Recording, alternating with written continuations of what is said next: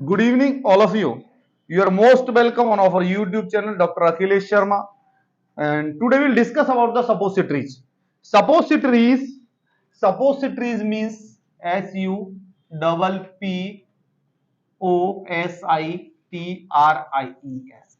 Suppositories suppositories के बारे में जब हम डिस्कशन करते हैं बेटा, ये एक मेडिकल सॉलिड डोज होती है from generally intended to use in the rectum, vagina and to a lesser extent to urethra. Means suppository means एक solid tablet, एक solid कोई दवाई, एक मीन्स एक टैबलेट मान लो, उस टैबलेट को रेक्टम के अंदर इंसर्ट कर दिया जाता है। वो क्या करती है, फिर उस रेक्टम के अंदर डाइल्यूट हो जाती है और डाइल्यूट होके वहां पर जो बैक्टीरिया वायरस है उनको सही कर देती है या किल कर देती है, या आपका जो सॉलिड स्टूल है उसको सॉफ्ट कर देती है। ये लग्जेटिव का भी काम करती है। कई बार बेजाइना के अंदर सपोसिटरीज लगाते हैं। अब सुनना, बेजाइना के अंदर कैसे, कई बार प्रेगनेंसी कंसीव हुई, प्रेगनेंसी कंसीव करने के लिए पहली बात तो abortion is not good thing according to my view. मैं किसी के पर्सनल व्यू पे नहीं जा रहा। Abortion should not be done by any human being because it's an act of killing या डेथ देना है। एबॉर्शन नहीं कराना चाहिए, लेकिन some time some persons they pregnant and then afterwards they are going to abort the baby.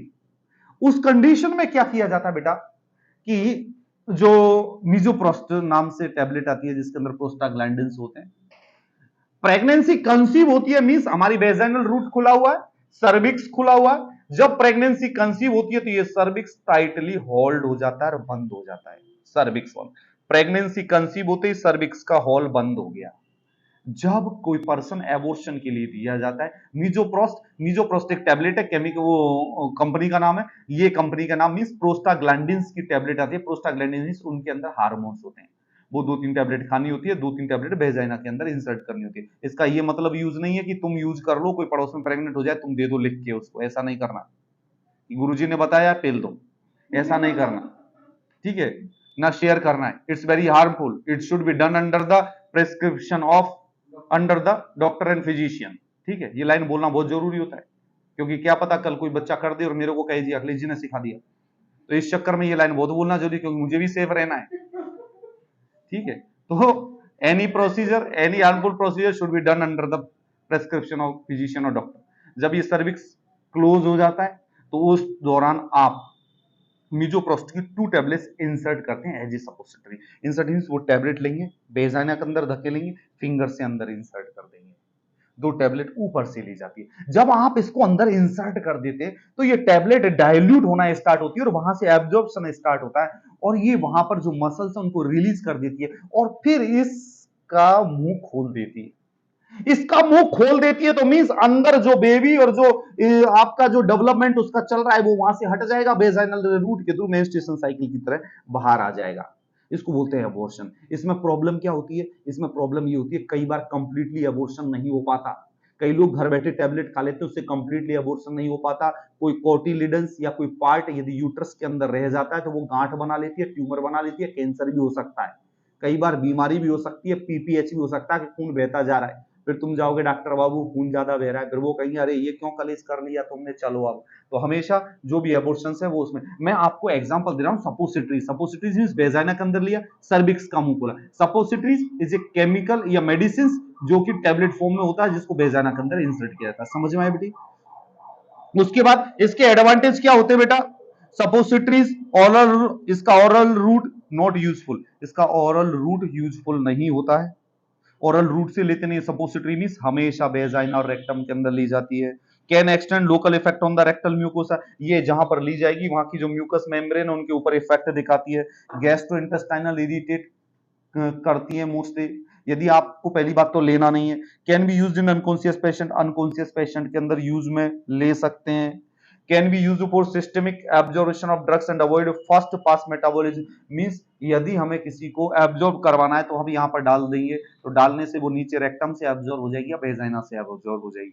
उसके बाद post operative patient, जिनको हम post operative people who can not be administer, ऐसे पोस्ट ऑपरेटिव पेशेंट जिनको हम ओरली दवा नहीं दे सकते उनको रेक्टम के अंदर टैबलेट रख दी जाती है जिससे कि वो टैबलेट वहां से ऑब्जर्व होती है। बच्चों के अंदर रेक्टल थर्मोमीटर होता है ना बेटा, बच्चों का हमेशा सेफ थर्मामीटर कौन सा होता है बच्चों का टेम्परेचर लेने के लिए? रेक्टल। यदि कोई आपसे पूछे कि बच्चों का सबसे सेफेस्ट एरिया कौन सा होता है टेम्परेचर लेने का? रेक्टम से। थर्मामीटर लो, डाल दो, फिर क्लीन भी करना, ये नहीं ऐसे रख दो, ठीक है, ये ध्यान रखना। हाँ, ऐसे नहीं करना है, इधर से निकाला उधर डाल दिया, इधर से निकाला, ये इन्फेक्शन को कैरी करता है, इसको बोलते हैं क्रॉस इन्फेक्शन। अब बेबी के मुंह में क्यों नहीं डालते उसको? क्योंकि वो क्रश कर देगा, चबा जाएगा, तो इस कारण बेबी के मुंह में थर्मामीटर नहीं डालते। यहां से लेगा तो बेबी हिलेगा तो आपका थर्मामीटर नहीं है, तो रेक्टम में डाल देते, थोड़ा सा ये नहीं तुम पूरा थर्मामीटर अंदर दे दो। ये ध्यान रखना, केयरफुली ये मैनेज करना है। नहीं, कई बार करते हैं बच्चे, जिनको नहीं पता होता वो मिस्टेक कर देते हैं, उसकी टिप इनसाइड होनी चाहिए, आप जेल लगा सकते हो उसके ऊपर, इनसाइड करके हम लोग ये टेम्परेचर लेते हैं। बेबीज और old people who can not, जो बेबी और ओल्ड एज के पर्सन रहते हैं जो कि स्वेलो नहीं कर पाते, उनको सपोसिटरीज देते हैं। अब डिसएडवांटेज क्या कह सकते हैं बेटा? The problem of patient acceptability, हर कोई पेशेंट एक्सेप्टेबल नहीं कर पाएगा इसको, कि भाई मुंह है तो मुंह में दो ना, पीछे क्यों लगा रहे हो, तो पेशेंट एक्सेप्टेबल नहीं करेगा इसको।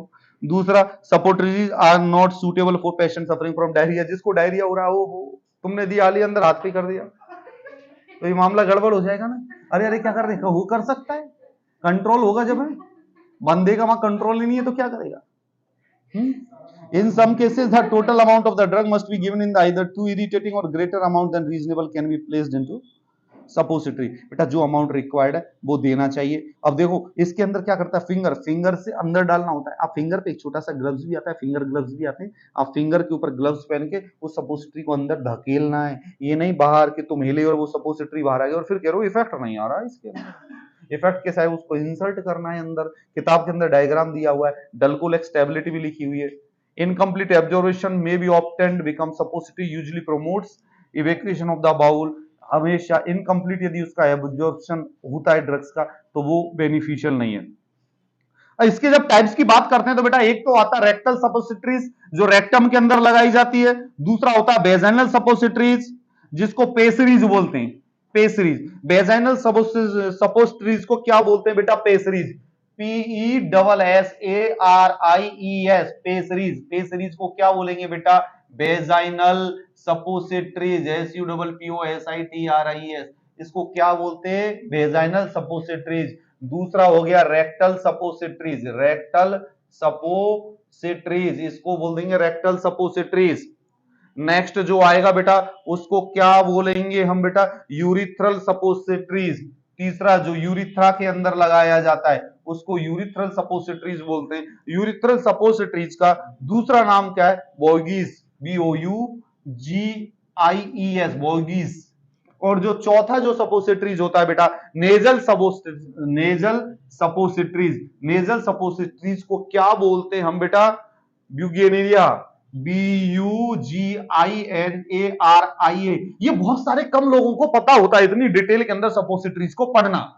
आप लोगों को बेटा मैं ये इस कारण पढ़ा रहा हूं कि आपके जो नर्सिंग के पेपर में है first year second year third year में नहीं पूछा जाता इतना।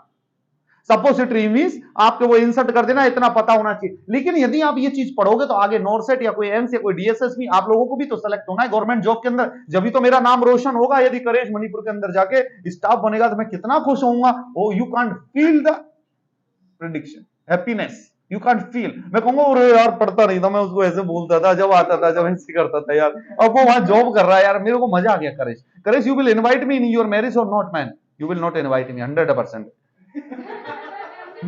नेक्स्ट नेजल ब्यूगेनेरिया, ये सपोसिटरीज होता है। ईयर कॉन्स, ईयर कॉन्स भी कई बार ईयर के अंदर भी लगा देते हैं बेटा सपोसिटरी, जिसको क्या बोलते हैं बेटा? ऑरिनेरिया, AURINARIA, ऑरिनेरिया। बेटा ये जो सपोसिटरीज के जो टाइप्स है ये आपको याद करने। रेक्टल सपोसिटरीज के अंदर जैसे ग्लिसरीन आता है बेटा 91 ग्राम, सोडियम सिट्रेट 9 ग्राम, प्यूरिफाइड वाटर आते हैं। बेजाइनल सपोसिटरीज के अंदर प्रोजेस्ट्रॉन आता है ना बेटा। और यूरिथ्रल सपोसिटरीज के अंदर नॉर्मली 2 से 4 ग्राम के यूरिथ्रल सपोसिटरीज लगाए जाते हैं। नेजल सपोसिटरीज के अंदर 9 to 10 सेंटीमीटर के लगाए जाते हैं। ईयर कॉन्स का जो वेट है 1 लैम्डा एम से कम होता है। ये सपोसिटरीज में छोटे छोटे से सपोसिटरीज जो कान में आपने लगा दिए, वो लगाने से वहां पर यदि कोई इन्फेक्शन या कोई प्रेजेंट मौजूद है तो वो क्लीन हो जाएगा बेटा। इसके लिए ये सपोसिटरीज यूटिलाइज की जाती है बेटा। कुछ नाम इसके अंदर दिए हुए। सपोसिटरीज कैसे लगाते हैं? सबसे पहले पेशेंट को असेस करना है, चेक करना है, बेटा हर एक प्रोसीजर पेशेंट को एक्सप्लेन करना है, डायग्नोसिस देखना है, ग्लव्स करने हैं, हैंड वॉश करना है, पेशेंट को एक्सप्लेन कर दिया। जो मेडिकेशन जो सपोजिटरी लगाना है उसके 5 राइट्स चेक करने, right drug dose route, right patient, ये सब कुछ चेक करना है। उसके बाद राइट क्वांटिटी में राइट तरीके से स्टेराइल एसेप्टिक टेक्निक से वो इंसर्ट करना है। इंसर्ट करने के बाद छोड़ देना है, ग्लव्स रिमूव कर देना, रेपर वेपर जो कचरा है वो किडनी ट्रे के अंदर या पेपर बैग के अंदर डालना है। तो ये हमारा हुआ बेटा सपोजिटरीज के बारे में। अब जो दूसरी जो चीज है बेटा, हम पढ़ते हैं लग्जेटिव्स और पुर्गेटिव्स। लग्जेटिव्स की जब बात आती है, लग्जेटिव मींस जो आपके सॉलिड स्टूल को सॉफ्ट कर देते हैं, निकाल देते हैं, सारा मामला क्लीन कर देते हैं। क्लीन करने वाले मामले को लग्जेटिव्स बोलते हैं। बेटा मैं आपको सही बता रहा हूं, मैंने इतने डिटेल में आपको फंडामेंटल ऑफ नर्सिंग पढ़ा रहा हूं कि इतने डिटेल में शायद ही कभी कोई पढ़ाता होगा कि सपोजिटरीज को इतने डिटेल में पढ़ा रहा हूं, लग्जेटिव्स को इतने डिटेल में पढ़ा रहा हूं। वरना लोग क्या करते हैं, लग्जेटिव्स होता है स्टूल को सॉफ्ट कर देता है, काम खत्म। ठीक है बेटा, एग्जाम के पर मेरा मेन मानना यह कि मेरा बच्चा यदि पढ़े तो वो कहीं चोट ना खाए, कहीं बता अरे एक्स्ट्रा ही बता के आए। मजा तो जब आएगा जब तुम्हारा रिजल्ट आएगा, बल्ले बल्ले बड़ा सुकून मिलेगा उस दिन मुझे। तो उस सुकून दिलवाने के लिए आप मेरे साथ बराबर से मेहनत करिए। ज्योति मैडम आप भी जागना स्टार्ट कर दो, कि आप भी जागते रहो और हम पढ़ते रहें।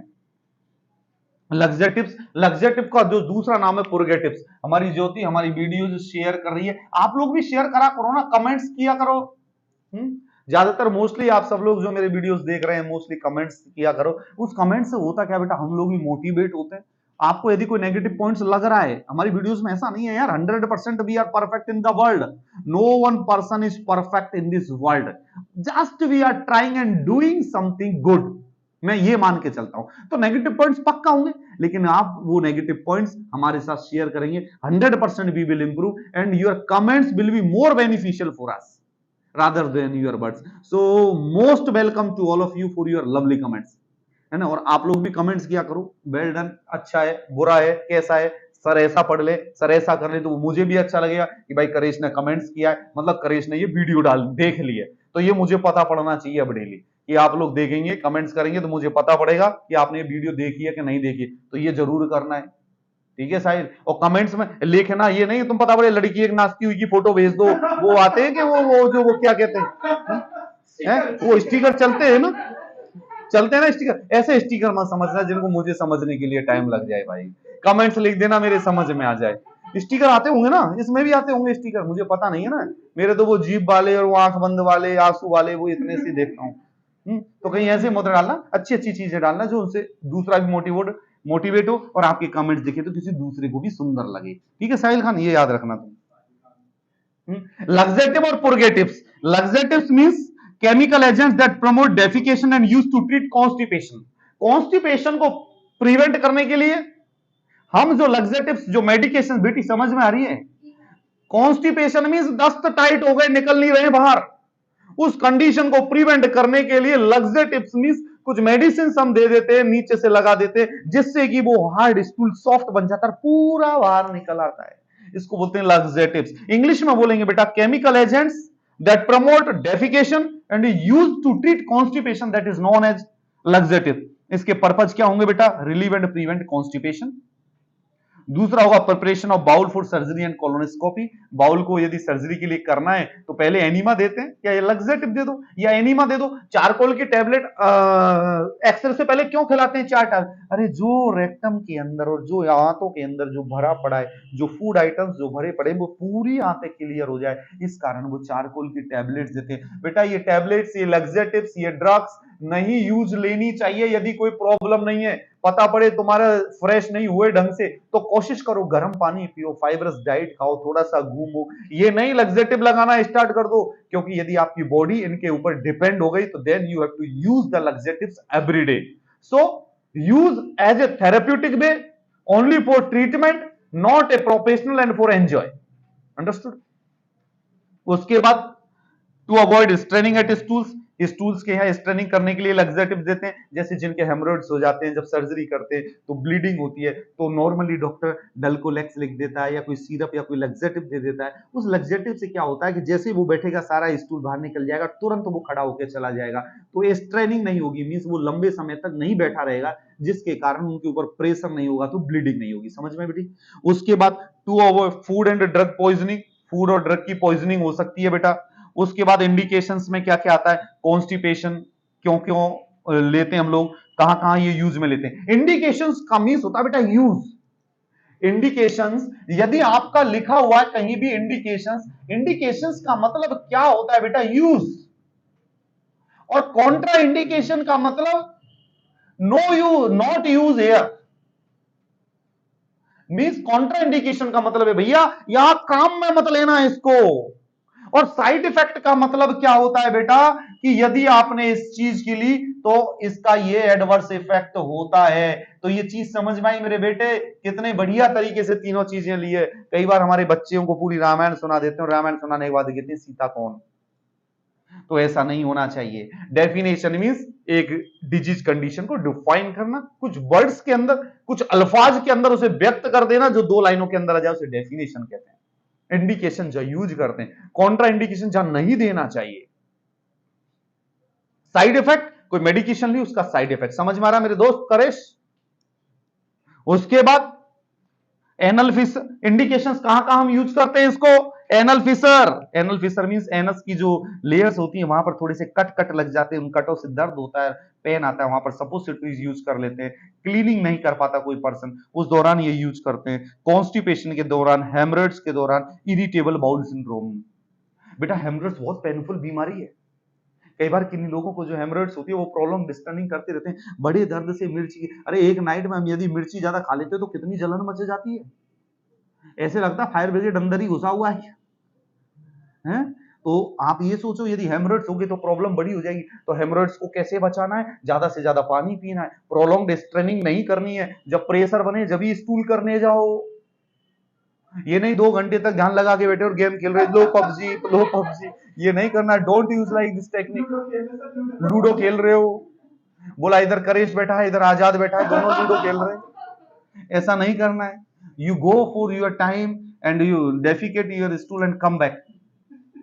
ठीक है बेटे? नहीं कर रहे हैं आजकल कई लोग, मोबाइल लेके अंदर जाते हैं टॉयलेट के अंदर और मोबाइल बैठ के खेलते हैं। उनको ये नहीं पता कि कितने मसल्स और कितनी तुम्हारे पार्ट्स है, कितने हार्मोन्स कहां से सीक्रेट होने, और ये तुम्हारे पूरे सिस्टम को खराब कर देंगी। कई लोग मोबाइल खाते हुए मोबाइल देखते हैं। अरे तुम कोई प्रोफेशनल अंबानी भी यार मोबाइल छोड़ के खाना खाता है, उसके भी बंदे रहते हैं मोबाइल देख, तुम पता पड़ी रील देख रहे हैं, रील में मजा आ रहा है खाने के, हार्मोन से सीक्रेट, एंजाइम से सीक्रेट, फिर खा रहे हो आप पेंटो एंजाइम वाली टैबलेट्स। क्यों खा रहे हो? अरे पहले अपने शरीर को फिजिकली और एटमोस्फियरली हेल्दी बनाओ बेटा। क्लासिफिकेशन में जब हम देते हैं बेटा, एक तो कहलाता है बल्क पुर्गेटिव्स, एक ऑस्मेटिक पुर्गेटिव्स, स्टिमुलेंट पुर्गेटिव्स और फीकल सॉफ्टनर। बल्क पुर्गेटिव्स क्या होता है बेटा? जो हमारे नॉन ऑब्जर्वेबल जो रेसिड्यू है उसके अंदर क्या वॉल्यूम बढ़ा देते हैं, जैसे साइलियम और मिथाइल सेल्यूलोज। बल्क पुर्गेटिव्स, बल्क पुर्गेटिव जैसे इसबगोल की भुस्सी आती है ना, इसबगोल, वो बल्क पुर्गेटिव्स आपने खाया तो वो क्या करेगा, आपके स्टोमक के अंदर जाएगा और बल्क ऑफ स्टूल बढ़ाने की कोशिश करता है। उसके अंदर भी तो सेल्यूलोज होता है, इसबगोल की भुस्सी क्या होता है? सेल्यूलोज होता है भाई, सेल्यूलोज होता है उसके अंदर। बल्क पर जो आपके स्टूल की और जो उसकी क्वांटिटी बढ़ा देता है जिससे कि आपका निकल जाए जल्दी। ऑस्मोटिक पुर्गेटिव्स जो कि वाटर कंटेंट आपकी लार्ज इंटेस्टाइन में इंक्रीज कर देता है, जैसे magnesium sulphate and magnesium hydroxide. Stimulant purgatives जो आपके बॉडी के अंदर मोटिलिटी एंड सीक्रेशंस को बढ़ा देता है, जैसे कैस्टर ऑयल, अरंडी का तेल, दोबारा आ गया, एंड बिसेकोडाइल एंड कास्कारा। फीकल सॉफ्टनर्स कौन से होते हैं बेटा? जो हमारे फीकस को सॉफ्ट कर देते हैं, जैसे पैराफिन, डल्कोलेक्स। डल्कोलेक्स में क्या होता है? पैराफिन जो मोम होता है ना बेटा, वो मोम एक तो मोमबत्ती वाला अलग होता है, कैंडल वाला अलग होता है, और कंडीशन का। पैराफिन मींस अच्छी लेवल का, पैराफिन मींस मोम उस मेडिकेशन के अंदर मिला दिया जाता है कि जब हम उसको लेते तो वो सॉफ्ट कर देता है उस एरिया को, और सॉफ्टनिंग ऑफ स्टूल के साथ वो बाहर निकाल देता है बेटा। साइड इफेक्ट क्या होते हैं इसके? बल्क फॉर्मिंग के, इंफेक्शन हो सकता है, फ्लूइड ओवरलोड हो सकता है। इंफेक्शन मींस वही चिपक गया स्टूल अंदर, छूट नहीं रहा। मैंने कई बार पेशेंट ऐसे देखे हैं, इतने कॉन्स्टिपेशन देखा है कि पेशेंट अपनी फिंगर इंसर्ट करते हुए अंदर से स्टूल को बाहर धकेलने की कोशिश करता है, 2-2 3-3 4-4 घंटे बैठा रहता है, आता है फिर लगती है फिर बैठ जाता है जाके। ठीक है बेटा। फ्लूइड ओवरलोड, ऑस्मोटिक पुर्गेटिव से एब्डोमिनल ब्लोटिंग होती है, रेक्टल इरिटेशन होता है बेटा। स्टिमुलेंट पुर्गेटिव से न्यूट्रिएंट माल ऑब्जर्वेशन, स्किन रैशेस और गैस्ट्रिक इरिटेशन होता है। फीकल सॉप से स्किन रैशेस होते हैं और एब्जॉर्प्शन डिक्रीज होता है बेटा। ये चीज समझ में आई। तो इस टॉपिक के बाद में बेटा नेक्स्ट जो टॉपिक आता है इंसर्शन ऑफ फ्लेचस ट्यूब। ओए होए, फ्लेचस, अंदर जो गैस बन रही है उसको निकालने के लिए अंदर ट्यूब डाल दी जाती है, उस ट्यूब से होकर तुम्हारी गैस निकलती रहती है ना। ट्यूब समझ गए, पीछे से डालना है, ट्यूब डाल दी तुम। A rectal tube inserted into the rectum relieves the flatulence and gaseous distension of the abdomen। देखो क्या क्या तरीके हैं निकालने के, एक तो तुम निकालते और एक ट्यूब लगा के निकालते, अलग अलग किस्म है। इंसर्शन ऑफ फ्लेचस ट्यूब आपको नहीं लगवानी बेटा, है ना। इंसर्शन ऑफ फ्लेचस, तुम हंसते बहुत हो यार, मजे से पढ़ो ना। हाँ, हंस के खुश होके पढ़ो। जो लोग हंस के पढ़ते हैं उनके अंदर एनर्जी ज्यादा होती है, और जो गम में पढ़ते उन्हें कभी याद नहीं होता। खुश रह के यदि तुम पढ़ोगे तो तुम्हारी मेमोरी पावर बढ़ेगी, तुम्हें ज्यादा याद होगा, तुम्हारे माइंड शार्प होगा, खून बढ़ेगा, ब्राइटनेस आएगी, चेहरा गोरा होगा। और जल जल के पढ़ोगे तो मजा नहीं आएगा, कम याद होगा, मेमोरी पावर कम होगी। तो हमेशा खुश रह के पढ़ो। अब आ जाओ next topic, insertion of flatus tube. Flatus tube के अंदर a rectal tube inserted into the rectum relieve the flatulence and gaseous distension of the abdomen. बेटा एनस के थ्रू एक पीछे रेक्टम में एक ट्यूब लगा देते हैं, जिससे अंदर जो गैस भरती है ना, जो हम निकालते हैं, वो उस ट्यूब के थ्रू बाहर निकलने लग जाती है, जिसको क्या बोलते हैं, फ्लैचुलेंस ट्यूब। समझ में आ गया तुम्हें। इसके आर्टिकल्स क्या क्या होने चाहिए भाई, कर्टेन, अरे पर्दा लगा के काम करना है। यदि किसी का पेरिनियल रीजन ढूंढ रहे हो भाई, खोल रहे हो, तो सबसे पहले curtain, maintain privacy, give respect to the patient, ये जरूर होना चाहिए। पेशेंट को रेस्पेक्ट करना चाहिए यार, क्योंकि एनीवन कैन बी पेशेंट। हम भी हो सकते हैं, तुम भी हो सकते हो, तुम्हारे पापा भी हो सकते हैं, हमारे पिताजी भी हो सकते हैं। Give respect to patient. someone is seeing every time you behave like this, that someone is seeing you every time, then your work will be very good। ठीक है बेटा।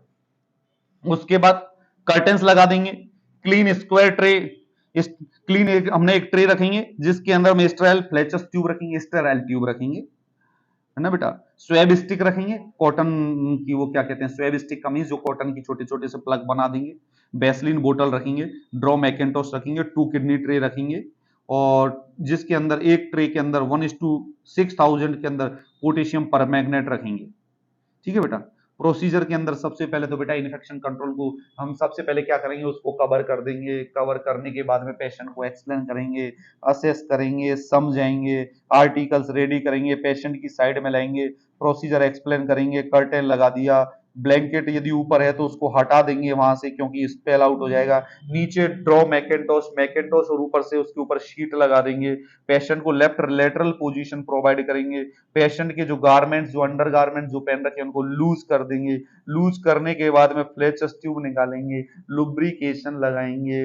लुब्रिकेशन लगाने के बाद में उसे हमारे lubricate the flatus tube at the eye side up to 3 to 4 inch with vaseline. Eye side के लेवल पे 3 to 4 इंच तक उस पे लुब्रिकेशन लगाएंगे, फिर धीरे धीरे इंसर्ट कर देंगे। इंसर्ट करने पे touch the tip of the flatus tube to the anus, so the sphincter muscles of the anus constrict and immediately relaxes. और फिर हम जैसे ही एनस पे करेंगे तो हमारा एनस तुरंत श्रिंक होगा, क्योंकि कोई बाहर का आदमी आ रहा है तो श्रिंक करने की कोशिश करेगा।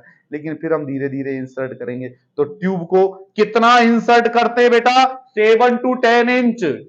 कितना इंसर्ट करते ट्यूब को, 7 to 10 इंच। 7 से 10 इंच रेक्टल ट्यूब को इंसर्ट करते हैं। 7 से 10 इंच। घर में चिल्ला चिल्ला के बोलना, रेक्टल ट्यूब को 7 से 10 इंच इंसर्ट करते हैं। चिल्ला चिल्ला के बोलने का मतलब बेटा याद करना, मन के अंदर बिठाना और इसका मनन करना। हिंदी में मेरे पिताजी बोलते थे मनन करना। मनन मींस मेमोराइज, मेमोराइज, मेमोराइज। जब किसी टॉपिक को आप बार बार मेमोराइज करेंगे तो वो टॉपिक आपके दिल में बस जाएगा और आपको याद हो जाएगा। उसके बाद when the bubbles are stopped out, और उसके बाद जो ये क्या कहते हैं, जो ये ट्यूब है, इस ट्यूब को stop, then the move the tube बोतल bit side and outside the observe the bubble. इसको क्या करते हैं बेटा, वो जो ट्यूब है उसको हम किसी बोतल के अंदर, जब पानी भरा होता है उसके अंदर देख सकते हैं, तो जब वो आएगी, वहां से गैस आएगी तो उसमें से बबल आएंगे। ठीक है बेटा, if the bubbles are observe more then write the result good, if not mark the result poor. अब यदि बबल आ रहे हैं उसमें तो, और अच्छे तरीके से आ रहे हैं तो आप रिजल्ट देखेंगे गुड, और यदि नहीं आ रहे तो उस कंडीशन को बोला जाता है पुअर। बेटा बाउल भी ले सकते हो, एक बोतल भी ले सकते हो। बाउल का मीन्स हम जो दूसरी किडनी ट्रे ले रहे हैं उसके अंदर पानी भर देंगे तो उसके अंदर भी ले सकते हैं, बाउल के अंदर भी ले सकते हैं। वो लेते ही हो कि वो प्लेचस आएगी तो थोड़ा सा प्रेशर बनेगा उससे, तो एक नेगेटिव और पॉजिटिव प्रेशर का काम होता है। तो इधर जब हम बोलेंगे तो यहाँ पॉजिटिव प्रेशर डेवलप होगा तो वो अंदर की उसको जो गैस है उसको खींचेगा, खींच के जो बबल से हमें दिखाई दे जाएगा। बेटा बाउल ले सकते हैं, लेकिन थोड़ा सा डीप लेंगे ना, थोड़ा सा पानी ज्यादा होगा तो वो क्लियरली दिखाई देगा। नहीं नहीं, बोतल ऐसा नहीं, चौड़े मुंह का कोई गिलास टाइप में लेंगे जिसके अंदर पानी ज्यादा भर सके। ऐसा नहीं वो तुमने ले ली कोकोला की बोतल जिसका ढक्कन छोटा सा, ऐसा नहीं बेटे। तो इसके साथ ये हमारा टॉपिक ये कंप्लीट होता है, इंसर्शन ऑफ फ्लेचस ट्यूब। और ये हमारे मोटिवेशन सेशन को देखने के लिए आप हमारे YouTube channel doctor Akhilesh Sharma को सब्सक्राइब करें, देखते रहें, प्यार लुटाते रहें, शेयर करते रहें। ठीक है, thank you so much all of you, bye, take care.